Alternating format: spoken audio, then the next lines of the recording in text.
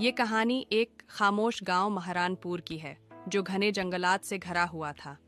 वहाँ के लोग सादा मगर खुशहाल जिंदगी गुजारते थे, मगर एक कदीम रवायत उनके दिलों में खौफ बसाए रखती थी। सरगोशियों वाले जंगल की कहानी। कहा जाता था कि जो भी रात के वक्त इस जंगल में दाखिल होता, इसे प्रासरार सरगोशियां सुनाई देते और वो कभी वापस ना आता। गांव वाले हमेशा इस जंगल से दूर रहते, मगर एक मनहूस रात लोहार का बेटा नौजवान अय्यान इन भी सरसब्ज दरख्तों में कहीं खो गया। इसकी बहन जुया जो बहादुर और अक्लमंद थी, ये मानने को तैयार न थी कि उसका भाई हमेशा के लिए खो चुका है। अपने करीबी दोस्त रिहान के साथ उसने सच्चाई का पता लगाने का अज़्म कर लिया।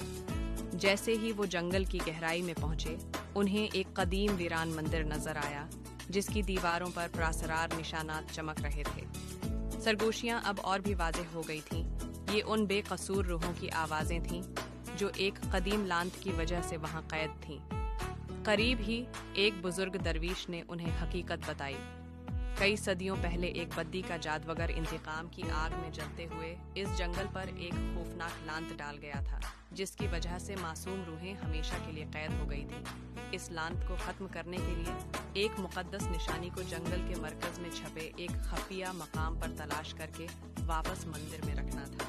अपने खौफ पर काबू पाते हुए और प्रासरार मखलूकात का सामना करते हुए ज़ौया और रिहान आखिरकार इस मुकद्दस निशानी तक पहुंच गए। जैसे ही उन्होंने उसे मंदिर में रखा, एक चमकदार रोशनी पूरे जंगल हो गई में फैल गई। कैद रूहें आज़ाद हो गईं और अय्यान भी अचानक नमूदार हुआ, न सिर्फ जिंदा बल्कि हैरान और परेशान हाल। जंगल की खौफनाक सरगोशियां हमेशा के लिए खामोश हो गईं और गांव वाले खुशी से झूम उठे। अब ये Hey there, subscribe to my channel and also press this bell icon.